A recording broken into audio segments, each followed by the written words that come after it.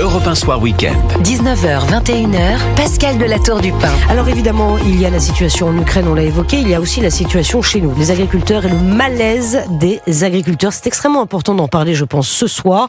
Les mobilisations ont commencé. Il y aura 80 manifestations à travers la France. Tout à l'heure, le vice-président de la FNSEA répondait à nos questions sur Europe 1 Soir Week-end. Il disait, on va pas semer la zizanie. Les agriculteurs sont sérieux. On reviendra d'ailleurs sur le message qu'a envoyé Bruno Retailleau très très vite. Mais d'abord, on va peut-être écouter les mots d'Emmanuel Macron, si vous le permettez. Emmanuel Macron, qui sur le tarmac de l'aéroport en Argentine, s'est dit, tiens, si j'ai parlé de ce traité du Mercosur, ce projet d'accord de libre-échange qui fait tellement peur à nos agriculteurs, la veille de cette journée de mobilisation, il a promis qu'en l'état, la France ne signerait pas. Oui. Voilà, alors je vous le dis, le son arrivera peut-être. Il a promis qu'en l'état, la France ne signerait pas. Peut-être qu'on va pouvoir écouter Emmanuel Macron. Ah, écoutons Emmanuel Macron, merci. J'ai également dit de manière très sincère et très claire au président argentin, le fait que la France aujourd'hui ne signerait pas en l'état ce traité Mercosur. Et cette fermeté que nous avons, elle est simple. C'est que nous ne croyons pas au préaccord tel qu'il a été négocié. Parce qu'il ne prend pas en compte toutes les évolutions que nous avons fait nous-mêmes sur nos propres marchés. Et comme je lui ai dit, pour l'Argentine, il serait très mauvais pour sa réindustrialisation. Et pour nous, il serait très mauvais pour notre agriculture. Et donc, je ne veux pas qu'on cède de notre souveraineté alimentaire. Il ne faut pas qu'on cède, on ne cédera pas notre souveraineté alimentaire. La France en a-t-elle les moyens d'abord? Ça, c'est toute la question. Avant de rentrer dans le détail, peut-être. Allez, une réaction sur le tempo de cette déclaration d'Emmanuel Macron. Je le disais, qui depuis l'Argentine envoie un message à nos agriculteurs. La veille de cette journée de mobilisation, ne vous inquiétez pas, la France ne signera pas. Mais bon, je ne sais pas. Nathan Devers. Emmanuel Macron a raison. Les agriculteurs ont raison, surtout eux. De se lever aujourd'hui, d'exprimer, c'est pas leur colère, c'est pas des revendications, d'exprimer leur souffrance, le fait qu'ils sont au bord du gouffre. Le métier d'agriculteur, c'est un des métiers en France où le taux de suicide est le plus élevé. On parle, ça dépend des années, mais quasiment de 1 par jour. On parle d'une souffrance qui est indicible. Et on parle de gens qui travaillent comme des bœufs, c'est le cas de le dire, qui travaillent du matin jusqu'au soir. Pas de week-end, pas de vacances. Exactement. Et pour lesquels leur métier a une signification. Pour nous tous, notre métier a un sens, mais c'est une vocation. Pour eux, c'est une vocation répétée de génération en génération. On parle de gens qui sont des familles d'agriculteurs, et moi j'aime beaucoup le mot de paysan, je ne le trouve absolument pas méprisant. Des familles de paysans depuis des siècles, voire davantage. Et c'est insupportable de voir ce métier aujourd'hui mourir. On parlera peut-être tout à l'heure du fond du sujet, du fond de leurs revendications, qui sont extrêmement sérieuses, qui posent des questions politiques majeures. La question du libre-échange, la question de la mondialisation que nous souhaitons. Évidemment que la mondialisation existe, on ne peut pas la refuser. Mais quelle mondialisation voulons-nous? La question du climat, la question de la régulation de certains métiers. Toutes ces questions sont centrales. Emmanuel Macron et Michel Barnier ont raison de les appuyer. La question est de savoir s'ils auront du pouvoir, notamment par rapport à l'Allemagne. L'Allemagne qui veut ce traité. Et ça pose donc, in fine, la question de l'Europe. De quelle Europe voulons-nous? Est-ce qu'on veut une Europe où, si vous voulez, il y a une forme de technocratie, notamment avec l'Allemagne au premier rang, qui impose comme ça ses desiderata, notamment à la France? Ou est-ce qu'on veut une Europe qui se fonde sur un projet social de respect des travailleurs et de respect notamment des agriculteurs? Oui, ça, les agriculteurs. Mais c'est ce que je disais en début d'émission, vous n'étiez pas là. Leur rendre hommage, on a tous dans nos familles un ascendant qui a eu un lien direct ou indirect avec la terre. Et c'est important de le répéter. On descend tous d'agriculteurs. Moi, mon grand-père était agriculteur. Ah ben vous voyez. Et mon oncle est agriculteur. J'ai des cousins agriculteurs. J'imagine que dans votre famille, il y avait forcément un grand-parent, non? Pas sur les terres de France, mais il y avait pas sur les terres de France. Probablement, peut-être. Bon. Non, mais vous avez infiniment raison. C'est plus qu'un débat économique, c'est un débat philosophique, c'est un débat ontologique. Dans agriculture, il y a culture, voyez. Et c'est vrai que c'est le débat de l'enracinement, c'est le débat d'un mode de vie. Moi, je rappelle qu'il y a quand même une jeune femme et sa fille qui sont mortes sur un barrage lors de dernière mobilisation paysanne. Ils ont leur martyr aussi finalement. Vous savez, il y avait un chauffard qui les avait renversés en Ariège. J'avais été à leur rencontre sur un barrage en 78 78, dans le 78, qui s'appelle le barrage Buchelet, je crois. Yvelines, ouais. Oui, Ouais. voilà. Et vraiment, j'avais été frappée par leur simple envie de travailler. Vous avez raison, mais c'est tous azimuts. Il y a la mondialisation, il y a aussi l'écologie radicale, la police de la biodiversité qui vient leur chercher des noises. Ils sont entravés. Il y a l'administration, vous savez, les papiers, mais c'est épouvantable. Vous êtes un jeune agriculteur, vous voulez simplement reprendre l'exploitation de votre père. Il faut déjà payer quelqu'un pour vous aider à faire les papiers. Les premiers sous que vous recevez, ils partent pour aider la personne qui vous a aidé à faire cette espèce de truc inextricable qui s'appelle un dossier pour devenir jeune agriculteur.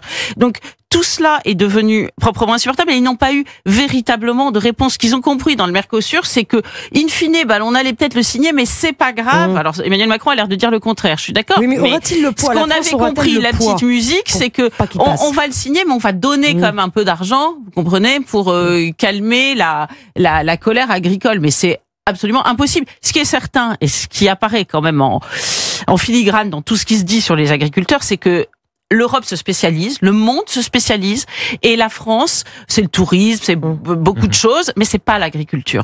Donc, on leur promet une mort plus douce, mais finalement, on va les faire mourir. C'est ça qu'ils ressentent profondément. C'est que vous avez qu'à voir toutes les mesures qui ont été prises en matière de pesticides. On fait des moratoires. Enfin, on donne des sursis. C'est la mort en sursis, mais c'est une mort certaine. On ne croit plus à l'agriculture française. Et il faut se rendre compte que c'est le pays qui va être profondément touché, changé, modifié par cela. Mais oui, qui va entretenir nos terres, Nathan Devers? La terre française, qui va la cultiver? Qui va s'en occuper de cette terre? Qui va nous nourrir? Plus les agriculteurs français, Nathan? C'est un sujet absolument majeur. Alors, sur l'accord UE-Mercosur, il faut rappeler, à mon avis, une chose qui est importante. C'est un accord qui, globalement, à l'échelle européenne, est positif pour l'économie européenne, qui est même globalement positif pour l'économie française. Mais c'est en effet, parce que c'est en gros importation-exportation, libre-échange, mais donc nous, on va vendre, notamment les Allemands, des automobiles massivement, et eux, ils vont exporter beaucoup de produits issus de leur agriculture. Et c'est on là sacrifie l'agriculture française. C'est là qu'il y a un problème. Sur l'autel de la bagnole allemande, c'est quand même incroyable. Exactement ça. Nathan Devers, insupportable. C'est là qu'il y a un problème absolument majeur. Nous sommes confrontés aujourd'hui à une question qui est brûlante et qui le sera de plus en plus dans les prochaines décennies, qui est la question climatique. Il est normal que la France, l'Europe, les pays du monde, dans leur intégralité, engagent une transition écologique. Seulement, il y a un problème énorme. La France impose des contraintes environnementales aux agriculteurs. Je pense qu'elle a raison de le faire. Évidemment, c'est des contraintes, évidemment que c'est pas drôle, évidemment que c'est difficile, mais si personne ne le fait, il y aura pas de transition. En revanche, dans cet accord UE-Mercosur, on va faire venir des produits qui ne respectent pas, en l'état en tout cas, qui ne respectent pas ces standards. Donc, qui vont être moins chers, qui vont être de mauvaise qualité et qui vont être plus dangereux écologiquement.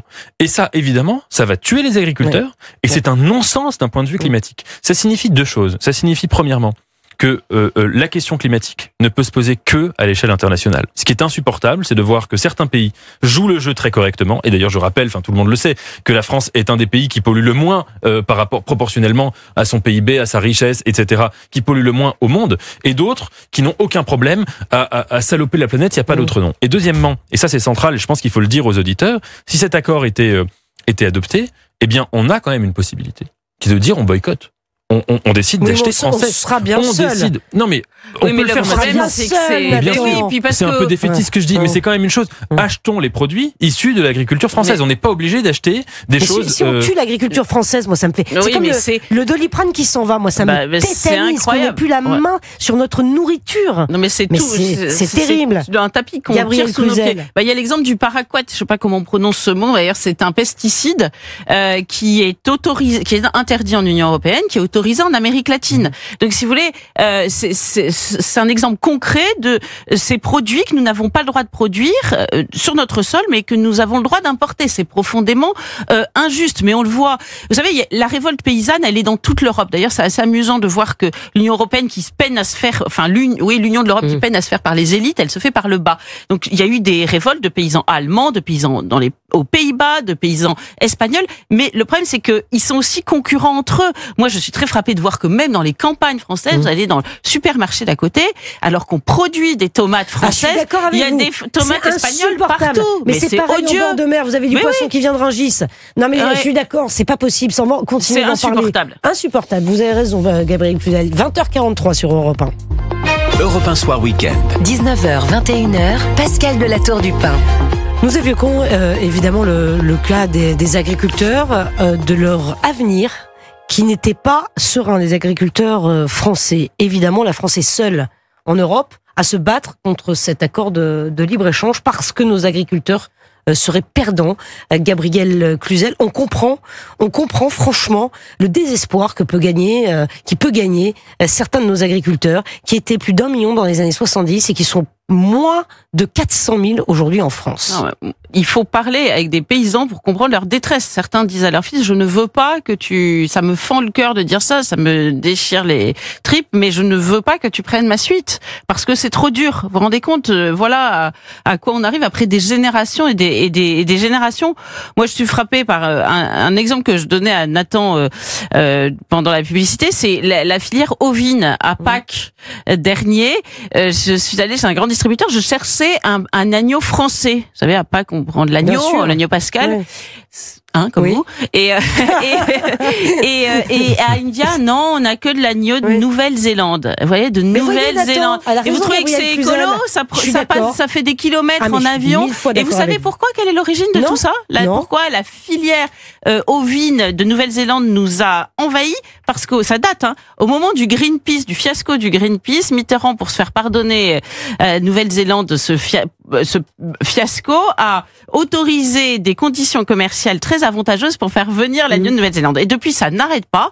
C'est quand même dingue. C'est encore une fois pas les mêmes conditions d'élevage. En plus, ils ont des immenses prairies qui sont des économies d'échelle en matière de production. Notre filière ovine ne peut pas rivaliser aujourd'hui, sauf si vous allez chez votre petit boucher détaillant, ce que on aimerait tous faire, mais parfois économiquement c'est pas évident. Eh bien, vous n'avez que de l'agneau de Nouvelle-Zélande. C'est quand même assez terrible. Ça, Nathan Devers, c'est pas acceptable. Et Gabriel Cluzel a raison quand on nous parle d'écologie, de transition écologique et qu'on casse les pieds à nos agriculteurs avec des normes. Très bien qu'ils les appliquent et qu'on aille vendre dans les supermarchés, les grandes surfaces, du bœuf qui a fait des milliers et des milliers de kilomètres. En vélo, c'est impossible. Mais oui, mais bien entendu. Mais pas arriver en vélo. Non, mais c'est vrai, Nathan Devers. C'est incompréhensible pour les agriculteurs. C'est leur planter un couteau dans le dos, non? Totalement. En fait, pour dire quelque chose qui a peut-être un peu choqué ou dérangé, mais je pense que la question climatique et tout ce qui en découle vient d'un décalage entre le monde dans lequel on aimerait vivre et en fait le monde réel. Le monde dans lequel on aimerait vivre et dans lequel on se persuade qu'on vit toujours, c'est le monde des nations. Quand on commente la politique au quotidien, dans les médias, dans la vie, on parle de nations. Exactement comme la Grèce, à un moment, était divisée en cités. On a l'impression que le cadre de la souveraineté politique, c'est la nation. En revanche, que ce soit les grandes questions... Est-ce que vous nous dites, c'est que ce n'est plus le cas, c'est fini? Ce n'est pas le cas. Ce n'est pas le cas pour deux raisons. D'abord parce que les relations de pouvoir ne passent plus par la nation. Et on le voit bien en tant que Français, que ça passe pas, l'Union européenne, sans parler des institutions internationales. Mais aussi parce que les grandes questions de notre siècle sont des questions cosmiques. Sont des questions qui ne peuvent pas, si vous voulez, avoir un sens différent en France, en Italie ou en Nouvelle-Zélande. La question climatique, nous allons tous, nos descendants vont tous être confrontés à ces enjeux à égalité. Et donc, vous voyez que là, il se fait un décalage entre la singularisation de la politique nationale, notamment sur les contraintes écologiques, environnementales, et la réalité globale dans laquelle nous sommes. Ce décalage, il est insupportable pour les paysans, parce qu'en effet, il les tue, les paysans français. Il les fait mourir à petit feu, en leur imposant des contraintes qui sont déjà respecter des contraintes, c'est insupportable. Ensuite, il y a la question, c'est toujours extrêmement dérangeant, c'est fatigant, ça crée de l'anxiété, ça crée une diminution des conditions de vie. Mais ensuite, il y a la question de la légitimité des contraintes. Ces contraintes sont légitimes, et tout le monde le sait. Mais le problème, c'est qu'elles deviennent illégitimes dans leur application quand elles ne sont pas appliquées à égalité sur un point A ou sur un point B de la planète Terre. Et je pense qu'il faudrait qu'on ait le courage de dire que, notamment sur la question climatique, ou bien on va avoir un traitement homogène de cette question, ou bien ça sert à rien. Ouais, mais on n'aura jamais ce traitement homogène. Si la France mène une politique écolo, si la ville de Paris, par exemple, avec Anne Hidalgo, réduit la vitesse sur le périphérique, pour que en Chine... Elle est à Rio, Anne Hidalgo, me dit-on. Pardon ? Avec Audrey Pulvar. C'est pas très écolo. Mais c'est Mais si la France fait ça, pour que la Chine polluent, détruisent la planète, la Chine et d'autres pays, ça n'a aucun sens. Ouais. Donc il faut à un moment poser cette question responsable à l'échelle cosmopolite. Ouais, c'est terrible. Ouais. Non, mais je suis d'accord avec vous. En fait, bien manger français aujourd'hui, ça coûte énormément d'argent. Mais c'est un luxe. C'est un luxe. C'est un luxe. Et du reste, on fait des produits magnifiques en France, magnifiques. Magnifiques. Mais on dit toujours que la France s'en sort bien dans le domaine du luxe, mais c'est vrai même pour les produits de la terre, c'est des produits de luxe. Mais malheureusement, il n'y a pas une population assez large pour, si vous voulez, surtout en période de crise économique, c'est difficile aujourd'hui. Enfin, pour aller acheter des légumes à ce prix-là, c'est très compliqué. Donc, comme il n'y a pas de protectionnisme dans notre pays, comme on ne favorise pas les produits français, mais je suis encore une fois très frappée. Vous êtes à la campagne, à côté, dans un endroit, vous savez que dans cet endroit-là, on produit des tomates, eh bien, on fait venir d'autres pays des produits moins chers. Et c'est difficile de dire aux gens, mais achetez français. Bah oui, achetez français, mais quand on n'a pas d'argent, on achète ce qu'on peut pour nourrir ses enfants. On va acheter des tomates c'est des vœux pieux. Qui n'ont aucun goût d'ailleurs, qui n'ont aucun goût. Vous vous rendez compte que dans les cantines françaises, la priorité à l'agriculture française n'est pas de mise. Mais ça, c'est scandaleux. Moi, ça me scandalise. Voilà. L'Europe l'interdit, mais d'où l'Europe nous interdit ça? Mais d'où Nathan Devers? C'est incroyable. On n'est pas un village gaulois quand même. On a le droit de faire ce qu'on veut chez nous. Vous avez raison, mais ensuite, à l'échelle quand même individuelle, même si c'est plus cher, même si tout le monde ne peut pas se le permettre, mais je pense que quand on n'attend plus rien de la politique, imaginons là, Emmanuel Macron dit qu'il ne va pas signer ce traité en l'état. Imaginons que demain, la France se retrouve contrainte de signer ce traité en l'état. C'est possible.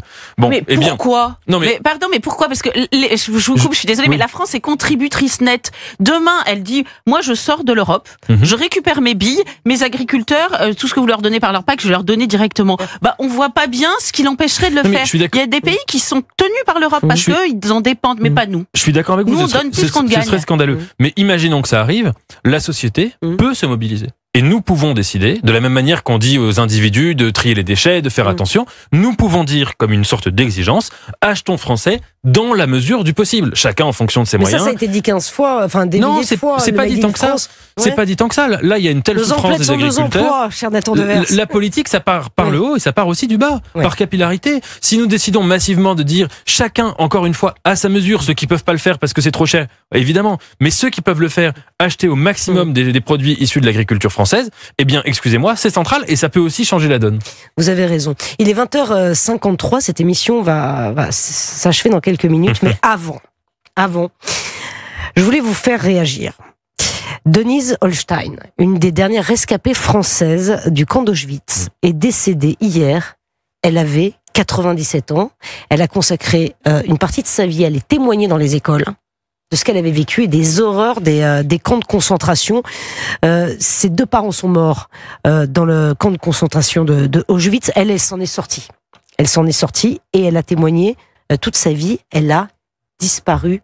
Ce soir, peut-être Nathan Devers, c'est un pan de l'histoire qui s'en va.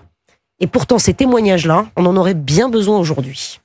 Vous avez raison. Il y a une première dimension, c'est qu'on est en train de vivre la disparition de tous les derniers survivants des camps de concentration et d'extermination. Nous, on a pu avoir l'occasion d'en rencontrer, d'écouter leurs témoignages directement. Moi, j'en ai rencontré pas mal. Et je sais que mes enfants, ils n'en rencontreront pas. Autrement dit, c'est le passage de la mémoire à l'histoire. Et c'est une question que toute nation, que le monde, l'humanité se pose chaque fois qu'elle dépasse des traumatismes. Le problème est que ce passage est aujourd'hui troublé par le fait que ce message est sinon annulé, du moins gravement fragilisé par des gens qui refusent d'entendre cette logique. Je vous rappelle qu'il y a quelques jours à Auschwitz, on a vu des gens qui sont allés à Auschwitz, dans le camp d'Auschwitz 1, pour mettre des banderoles anti-israéliennes. On a le droit d'être anti-israélien si l'on veut, mais ça n'a absolument rien à faire dans un camp d'extermination, en insinuant en gros que les nazis d'aujourd'hui étaient les juifs. Et évidemment, c'est tragique, parce que c'est la mort des survivants, et c'est peut-être, j'espère ne pas avoir raison, peut-être la mort ou du moins la fragilisation absolue de leur message. Gabriel Cluzel, peut-être un mot. Ce qui est assez affreux, c'est que cette mort est symbolique d'une bascule sur le plan de l'antisémitisme. Moi, je vais vous dire une phrase. Moi, je me souviens quand mon grand-père est mort, mon père disait il est parti, il valait mieux qu'il ne voit pas ça. Eh bien, parfois, quand des gens s'en vont, on se dit il vaut peut-être mieux qu'ils n'aient pas à voir l'avenir, eu égard à ce qu'ils ont vécu par le passé. Et je crains que malheureusement nous soyons passés à une autre phase de notre histoire et la mort de cette dame est assez symbolique. Voilà, c'est le symbole. C'était pour ça que je voulais ce soir saluer sa mémoire et échanger à ce sujet avec vous. Oui, Nathan. Et en même temps, moi, il y a une chose qui me frappe, c'est que les rescapés d'Auschwitz que j'ai pu rencontrer, ils disaient tous la même chose. Ça peut revenir.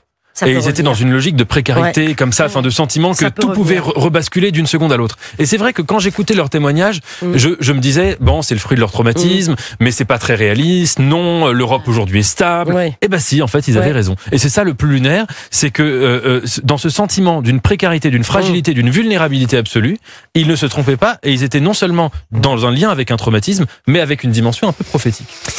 Merci beaucoup Nathan Devers, Gabriel Cluzel d'avoir été là ce soir dans ce studio d'Europe 1. Il est 20h57. La météo, Loïc, et c'est des pluies au nord demain et du soleil au sud. Oui, un ciel couvert du sud-ouest à la moitié nord pour demain matin, des pluies du Finistère au nord-est en passant par la région parisienne qui seront parfois copieuses en Normandie, mais un temps lumineux des hauteurs des Pyrénées aux Alpes en faisant un détour par la Méditerranée. L'après-midi, les pluies vont continuer de circuler sur un bon tiers nord. Le vent d'ouest soufflera modérément sur la Bretagne et le Cotentin, ainsi que sur les régions méridionales. Si vous habitez dans le sud et sur la partie centrale de la France, vous apprécierez des nuages en altitude et de la douceur pour la saison. Des températures matinales positives, cette fois-ci pratiquement partout, et des maximales encore assez douces dans l'ensemble pour la saison. Et les températures ? Les températures, allez, dans le détail, comptez sur 7 degrés au réveil. Non, mais global, quoi. Parce que là, on me dit pas de relance et je vous demande les températures. Pour être tout à fait honnête avec vous. Donc, n'allez pas dans le détail, je vous en supplie.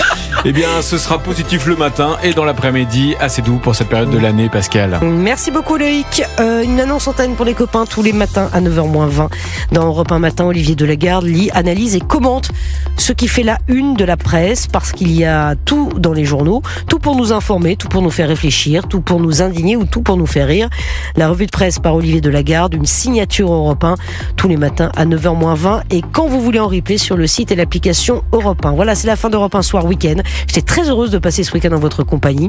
Alors, retrouvez dès demain Pierre de Villeneuve à la même heure, 19h-21h pour Europe 1 Soir. Nous, on se retrouve vendredi. En attendant, Brandon Noiret vous accompagne pour l'information toute la soirée. Tout de suite, les années top 50 avec Omblin Roche.